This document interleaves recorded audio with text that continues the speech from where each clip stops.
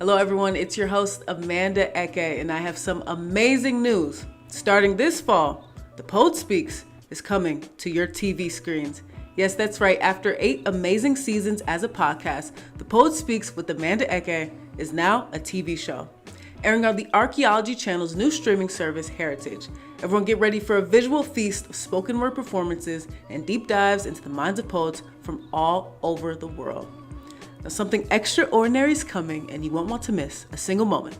Stay tuned. Hello, everyone, and welcome back to the Poet Speaks podcast. Now, our next guest is an award-winning author and self-taught poet. Her work explores the ways in which relationships shapes us in specific and universal ways, the waves of human emotions, the healing journey, and the transformational power of love. She's also a photographer, creative, singer, and artist. Her book, Ocean, has received much recognition across the U.S. and is available on Amazon and Barnes & Noble. Poetry to her is taking the ordinary out of life, making it extraordinary. Welcome to the podcast, Anastasia Lindsey. Anastasia, how are you?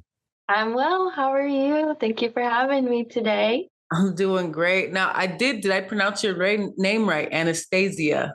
Yes, and I always say too, because in English it's Anastasia, in Spanish it's Anastasia. So really, I let people say it however they're comfortable with, as long as they don't call me anesthesia, which is the medicine that puts you to sleep.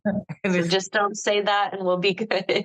Anastasia. Okay, for sure. Yes. Well, again, thank you so much for being a guest on the show today. We kind of talked about a little bit before we started offhand, but tell us a little bit about where you currently at, located in the world. Where are we talking to you from today? Yeah, so I am in Illinois, more central Illinois, just a few hours south of Chicago. So kind of right in between St. Louis and Chicago. So I can kind of go to both cities and still come back home and be in my little cottage. Absolutely. No, whenever we think about, I think the Midwest, yeah, Chicago, Illinois, that's literally the only city that we think about. Is that true where you live? Is that the kind of everyone just assumes Chicago, or does anyone think about greater Illinois as a state? So where I'm from, we see Illinois as a state, but if I go and travel, I'll say, oh, I'm in Illinois, and they just automatically say Chicago. Oh, it's Chicago? Like that's all they know too. So it seems to be pretty common. Absolutely, absolutely. Well, that's what's up. So tell us a bit. Did you grow up in Illinois, or where did your childhood kind of form? And I really like to ask this question. Did you find writing and poetry in childhood, or did it find you later in life? Yeah, so I was born and raised here in Illinois. I will probably just spend the rest of my life here in Illinois, but I do like to travel.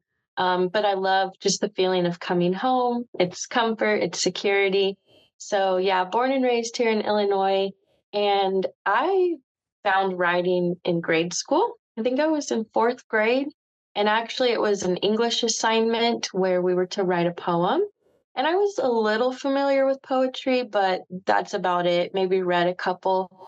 And when we turned in our assignments, my teacher stopped me the next day and she was really blown away by the poem that I turned in. And she said, I think you're a natural poet, and I encourage you to keep writing poems and you can share them with me. And so, like, a little light bulb went off inside of my head because here I am trying to figure out my place and where do I belong and fitting in. And I had this one thing that I felt like was mine. And so I've just been writing since grade school now. Absolutely. That's such an interesting thing. How important, because I've definitely heard that before, teachers having that type of impact. I've had guests on the show, people I've known in real life where it was just literally a teacher pulling them to the side, telling them how great they were at poetry and writing. How important do you think that was? Like, if a teacher never had pulled you to the side, do you think you would have ever pursued it? A lot of people make the argument that to know you're really good at something, someone actually has to tell you, seek in confidence. Someone has to tell you personally that you're good at something for someone to truly pursue it. What do you think? That teacher must have made a big impact in your life? Yes, absolutely. It's really hard to say whether I would have pursued it or not. But I can say that because of her, I have. I can say that that is a fact right now. And for me personally, like I have battled insecurities ever since grade school. So I don't think that it was going to be something that, knowing myself, it probably wasn't going to be something that I'm like, oh, I'm good at this. I'm going to do this. It probably did take her telling me that for Mm, me to actually feel it, because like you said, sometimes that's what it takes for people to realize that they're actually good at that. And yeah. so that's what it was for me, is just like, wow, I'm good at something. Like my poem stood out enough for her to pull me to the side and say something. She didn't just give me a sticker and be like, good job. It meant enough for her to talk to me. And so that I can see my little girl self right now, as an adult. And that's a memory that I'll never forget. Absolutely. Do you still remember the teacher's name? Yes, Mrs. Murray. Okay, Mrs. Murray, if you're listening now, you've made a true, true difference. No, that's really amazing. Again, yeah, I think a lot of us like until someone, it's people, I think they know that they're good, but I feel like sometimes it takes someone, especially at that young, precious age of childhood, for someone to really take Mm, you and say, you can really do this.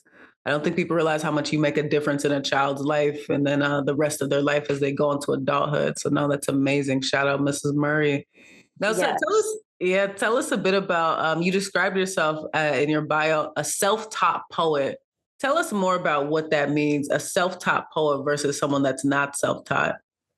Yeah, so definitely want to mention that I never went to school for poetry, never took any poetry classes. Actually went for IT and like computer Mm, programming, because growing up, I was told like, hey, poetry and writing, like, how are you going to make money? How are you going to make a living? And so I'm like, well, it's just going to have to be something that I do on the side. So I never really pursued classes or getting a degree in creative writing. So I just read books. I looked up poetry online when the internet became a thing. And I just learned from different styles, how people were writing. And then I just kind of created my own style, what felt good for me. Because someone might read my poetry and be like, okay, well, what kind of style are you using? And I really wouldn't know how to answer, because mine is just like more free flow. I'm mm. really just going off of my emotions and then putting it on paper.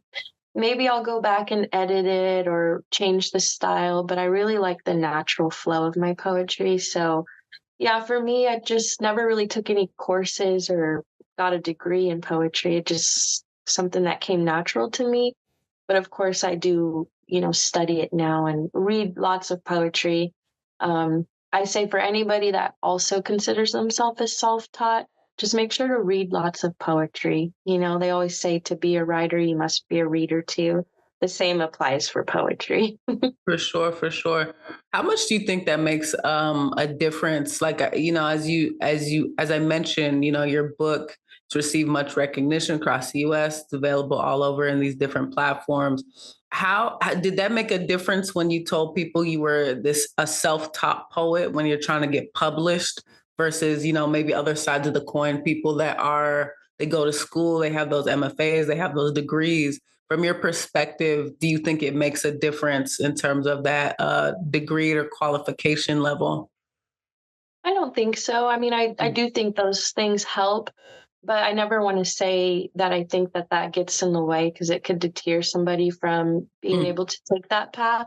For me, I never let like a title or my credentials keep me from knowing that I could be up there with the best as well.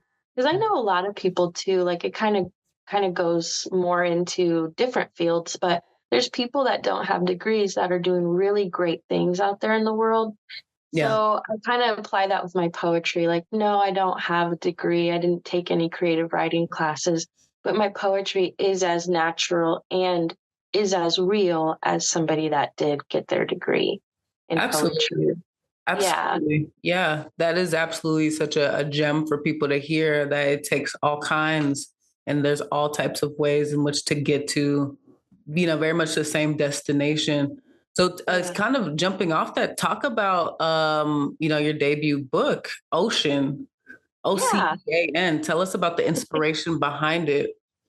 So I was going through really, really hard times with my past trauma. Like things were resurfacing and I was getting triggered by all of these things around me.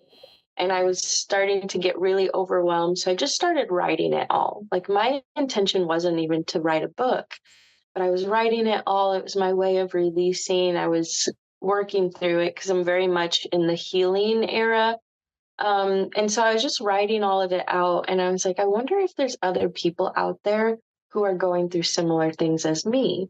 And so I was like, well, maybe I could turn this into a book. And maybe that would be my way of reaching other people, letting them know that they're not alone, and letting them know that someone like me also has experienced pain and trauma and heartbreak. Because it's not something that we just like put out there in the open, like, oh, hey, I'm feeling really, really sad today, Yeah. but in those moments you are feeling sad. And if I could put that in a book, someone would be like, wow, this poet out there, she knows what it's like to be sad. And so that's really where it came from. And then I knew that I wanted it to be very healing. So if you think about water, Mm, water is natural healing. Our bodies are made up of mostly water. So then I came up with the idea of ocean so mm, that it could be very metaphorical with our lives. mm. Like being in deep waves means that you're in very rough waters and it's very sad and traumatic. But being on the shore, you think it's peaceful, the sun is shining down on you. So I really love working with metaphors.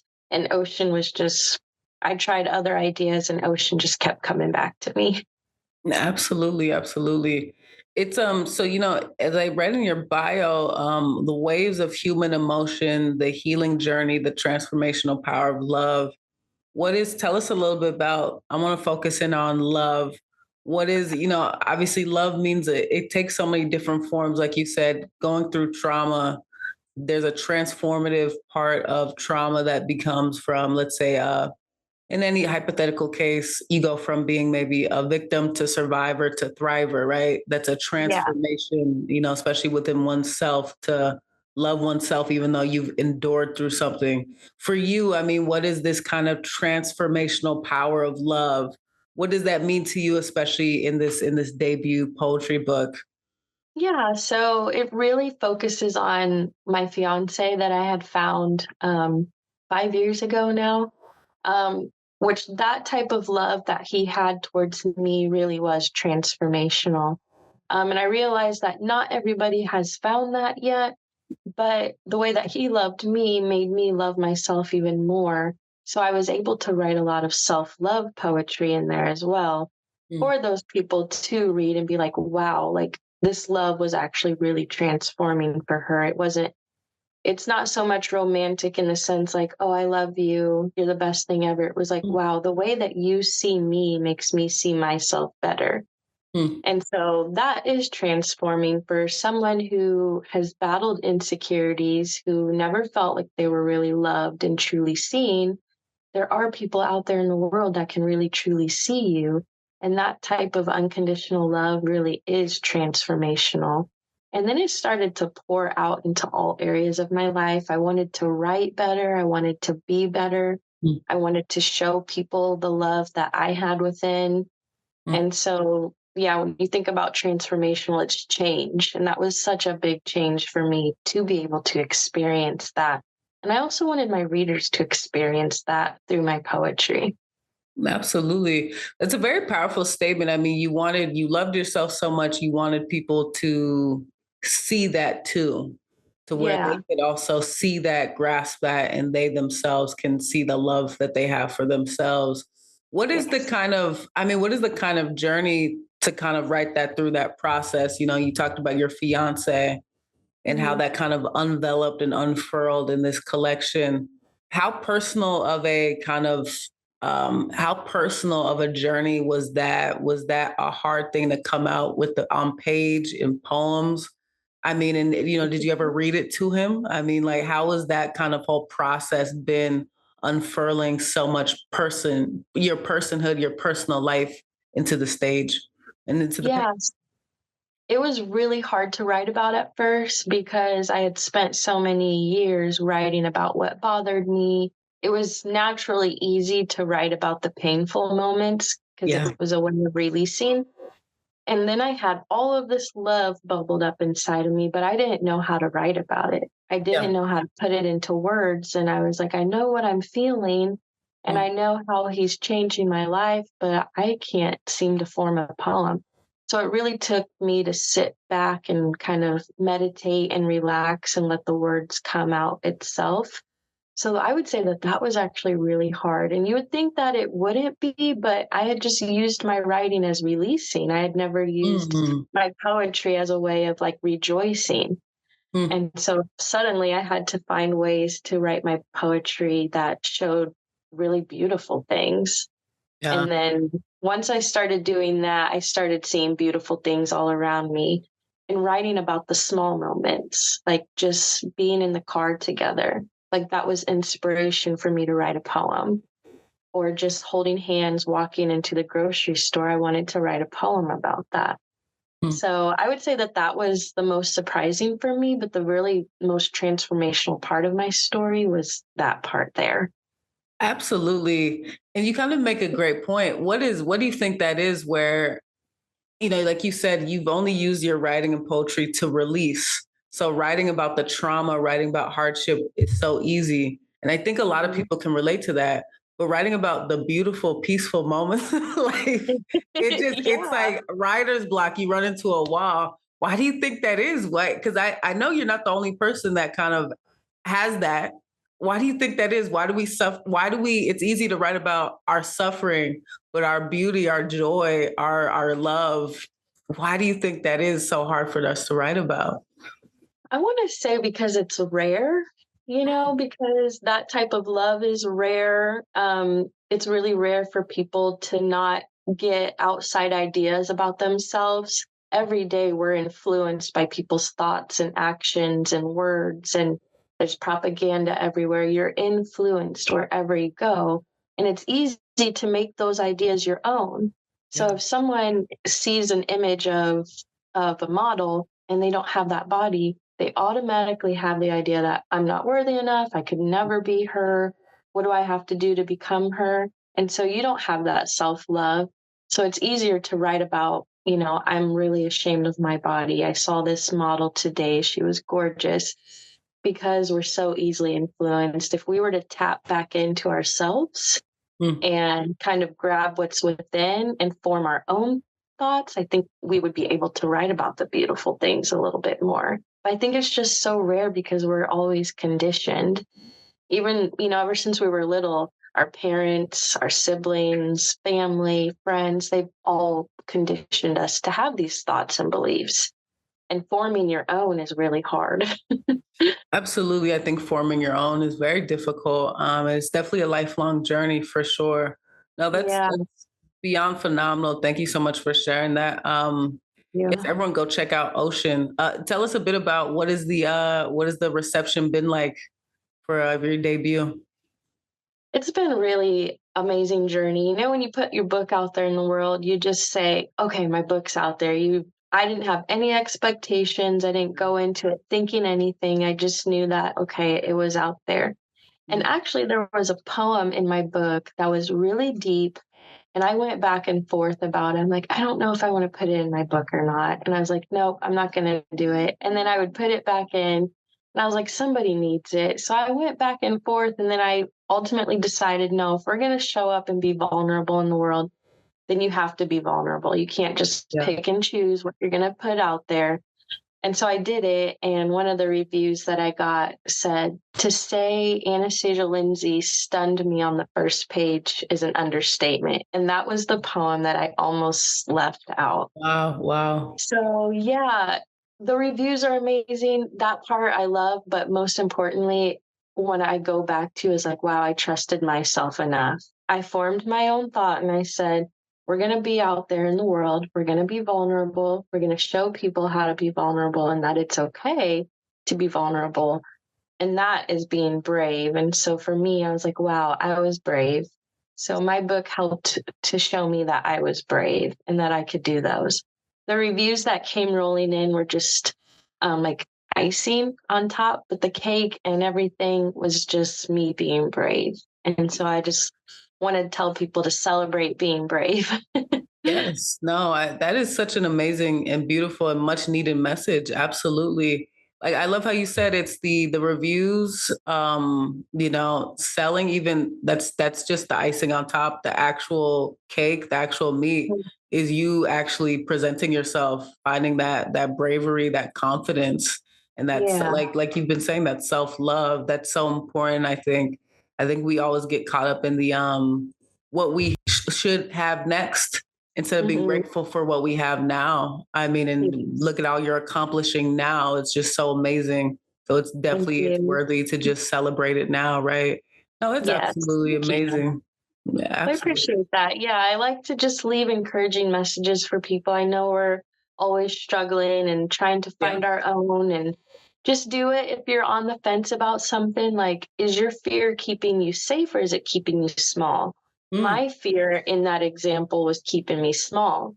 You mm. know, there was nothing that was going to be dangerous for me to put that vulnerability out there. Someone might not like it, that's okay. You're not going to be everyone's cup of tea. But really, we're not writing to be liked, we're writing to be real. And so just be real. Just be real and put your real self out there, and then let the real people come to you. Yes, put your real self out there and let Put the your real real self people out come to there. you. I love Yeah. that. That is a word. Absolutely. All right. Moving on a bit. I want to talk about kind of next phases for you in terms of inspirations for you. I mean, what do you have a plan for what the next book would look like? What inspirations now? Obviously we talk about transformational love, but what do you have any different inspirations now, as you're living life just daily, life is just lifing along. Do you have any newer inspirations? Yeah, so I actually just finished my second manuscript, Wow. or the manuscript for my Congrats. second book. Thank you. And that one's going to be called Wildfire. I'm hoping to get it published by the end of this year. And Wow. it's completely different than Ocean. It's heat, it's steam, it's Mm, lyrical spice, it's like romance, but very PG. Um, because I realized that a lot of my followers are people that have had a lot of trauma. mm, So when you think about like erotic poetry, I mm. don't ever want to use vulgar language. I never want to use poetry that will make anyone feel uncomfortable. Yeah. So I kept it very sensual, very light, but still very steamy. But a lot of people were requesting that as well. So it took a lot for me to get outside of my comfort zone and write about that. Mm. But it's very healing as well, like so in tune with your body that you Yes. just feel open, that you Yes. just feel free. So I'm really excited for Wildfire. Oh man, that sounds amazing. No, I'm happy to hear that. No, that's I Thank think, yeah, when you. people kind of delve into that I guess erotica versus pornography versus Hmm. porn, right? I think definitely Yeah, people sometimes struggle to get the two, get the difference, get the balance between the two. But in addition, I feel like it's a gaze issue, right? A lot of the yeah. gaze of what we look at as sexual, unfortunately, tends to be more male, heterosexual, male, whatever may have you. So I love the fact that you're very considerate of your audience, but you also said when you're just free in your body, everything just hit differently. It does. It does. You just feel open, literally. Yeah, like you can kind of just especially with poetry, right? You can really just write to the pleasure, right? Right to the Hmm. pleasure of the sensuality of the whole of everything. So I love Yeah. that. I mean, tell me a little bit about you had mentioned, the people, your community, people were asking for it. Yeah. I want to delve into what does that mean for you? I mean, to have that type of community, having that kind of niche community that you've created through your writing, where people have just genuinely, authentically just grabbed onto who you are and what you produce in terms of art. What is that type of niche community? What does that mean to you? It feels really good. And honestly, I didn't think anything was going to form from all of this. Like, I knew that Ocean was going to be really healing, but I didn't know what was going to happen after people actually started healing. Yeah. And then when more and more people were requesting, like, hey, do you ever write like steamy love poetry? And Mm, I was like, not really. I mean, I could, it's like outside of my comfort zone. But to know that people feel comfortable enough to come to me makes me feel really good, yeah. even if it's something that I haven't been the most comfortable with. um, I was like, you know what, I could. Like I have my own experiences that I could write about. And it goes back to being vulnerable. I could talk about me and my partner in healthy ways that's still respectable of him and I's relationship and show other people that they can have healthy relationships too. Yeah. Very central, passionate relationships with other people. So just to know that people feel comfortable, like Mm, that's a really big for me is making sure people feel comfortable and that they're seen and heard. mm, So I feel like people feel that when they come to me. My community knows that, hey, I'm listening. I want the best for you all. That I really do try to reach out when I can and answer your needs or requests or yeah. inquiries. So just to have a community that feels like home, where people are safe, that's really all I could ever ask for. So, I'm kind of curious for you. I mean, you have poets that are even huge, but they still have yet to achieve that type of community. Mhm. How do you feel like you went about that to create that very that homestead almost where people that enjoy your work and you can all engage in the same arena and area? How did you go about creating that? I just was really authentic with people. Like if they were to message me and be like, "Hey, I got your book. I really liked this poem." I didn't just say, "Oh, thank you. I appreciate that." I'm like, "Wow, thank you. Tell me, how did it make you feel?" Like I Mm, started really yeah. engaging with them. And not because I knew that I needed to engage. I really wanted to see how they felt after reading a poem. Or sometimes they would reach out to me like, I really could relate to this poem that you wrote in Ocean. Can you tell me your story behind it? And Mm, I would just respond to them and tell them the reason why I wrote that poem. And so, like, they were able to just form connections with me. And I know as you grow, it's harder to do that because more and more comments come in and messages, you get overwhelmed. But I really do try my best to engage and to say more than just thank you, which yeah. that's okay. Thank you goes a long way, but I really do love connecting with my audience.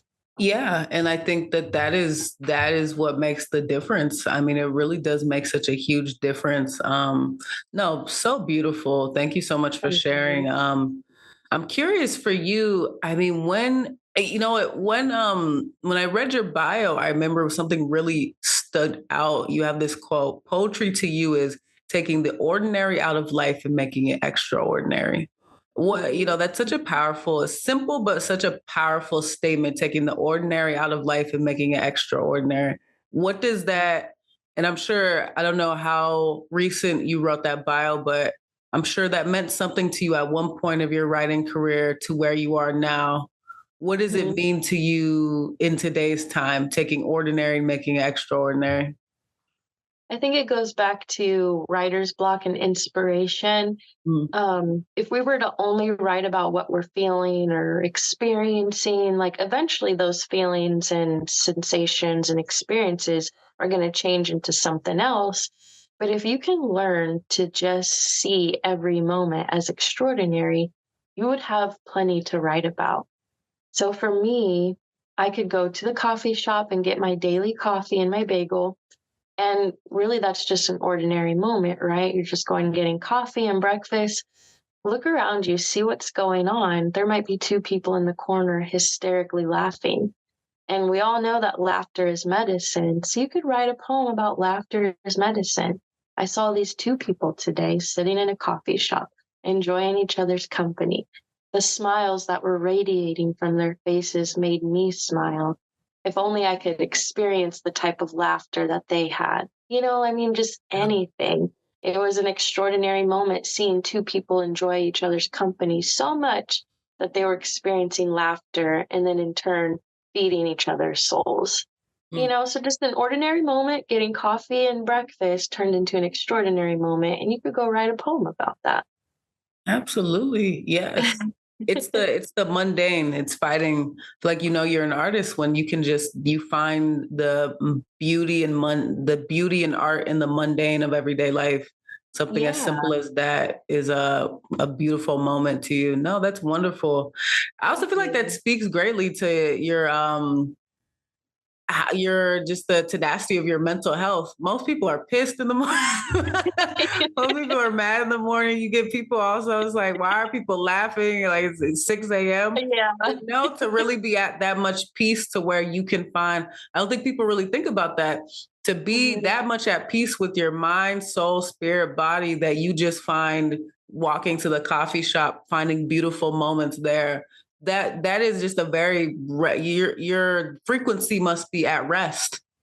Yeah, and I can say that it is after years of not being at rest. I was that person before where it's just like, oh, I wish they would stop laughing. It's so loud. I'm so annoyed. I'm so frustrated because I wasn't happy with myself and Mm, my life. Like it was just so hard to see all of that, you yeah. know? Yeah. So yeah, I really agree with what you said. Like it is. I just do feel at peace. I just feel calm and people are rushing to work every day and I'm just cruising. I'm just happy, just driving. There you go. That's how you have to live, right? No, that's a beautiful place Yeah, to get to. Um, thank you. so tell me, when did you know you were a writer? I know you had mentioned, your teacher in a grade school, but Mhm. was there a moment, even specifically, even more detailed than that you knew you were a writer? Yeah, so it was when my teacher said that and I could have went either way. I could be like, "Wow, that's amazing." And I really like that she said that and then still not chose to write, but I did. And I turned to it and I was writing birthday cards for friends and teachers and anniversaries and for me, that's when I was like, I am a writer. This feels really good. It's one thing to hear, like, you're really good at writing, you should pursue it, and then to actually keep doing it. So I wasn't going out and buying cards, I was writing them. And people respond better to like handmade things or homemade things. And I was like, I could really do this. I could really be a writer. And people respond really well to handwritten letters and cards. And I Yeah. started writing poems for anniversaries. And so those were there wasn't a big moment, but those were little moments where it just felt really affirming to be a writer. Absolutely. No, wonderful. All right. Thank Well, you. we have had such an amazing conversation thus far. Yeah. We have one last question for you on the Poet Speaks podcast. Tell me, why do you need to get your words out? I would say I need to get my words out because there are other people out there longing for them. But it goes back to everyone out there too. Like you have something the world needs. So I know my words are what the world needs. You might have a talent separate from mine or different than mine. The world still needs that. So I know the world needs my words. They're not only going to provide healing, but they're going to provide transformation. They're going to show you that you can do all things, that you're okay, that the current situation you're in is not, you know, this is not the end all, the say all end all. You can make it back to shore. You can be at peace and safe and loved. And I want my story to be a testimony because at the time it does seem impossible. You're like, this is just going to be my life. I don't know if I'll ever get out of this loop. I want people to know that they can make it out whatever loop they're in, whatever deep waters they're in. Like there's a beautiful shore waiting for you. And so that's why I need my words out there so people can know that it is possible and that life is short. So we need to make the best of it. We need to say yes to the things we want, say no to the things that do not serve us, and just keep moving forward because our dreams don't wait for us. They're ready. We just got to say yes. Like, absolutely. Beautiful, beautiful. Thank you so much for that amazing Thank answer. you. And lastly, tell us what's next for you in 2024. Any projects you got coming out that you want to tell the folks about, as well as drop any websites, social media links so everyone can go check out all of your amazing work. Yeah, so definitely stay on the lookout for my next book, Wildfire, hoping by the end of this year. And then I'm also working on the audiobook for Ocean. Nice. So, yeah, really excited about that. I love to read my poetry, so that's going to be a project I'm going to have a lot of fun with. I'm just getting started, but there's a lot to recording an audiobook, especially if you are the one recording it yourself. Yes. So we just have to be a little patient with that one, but it's going to be out soon. And then just taking it easy, just remembering to breathe, not overwhelming myself with projects, doing it when it feels good. And yeah, so those are two things that you can stay tuned for. And then you can find me on Instagram at Anna Marie Poetry, ANA Marie, MARIE Poetry. Awesome. All right, Anastasia, thanks so much for being a guest on the Poet Speaks podcast. Thank All of her you. absolutely, all of her amazing links will be in the description box down below, wherever you're listening to this podcast. Everyone go check out all of her amazing work. And Ocean is out now. Everyone go buy it, go check it out. Again, thank you so much for being a guest on the Poet Speaks podcast today. Thank you so much. I had a really great time. Absolutely, me as well. All right, everyone, again, go check out all of her amazing links, all of her amazing work. And this is the Poet Speaks podcast. We'll talk to you soon. Bye-bye.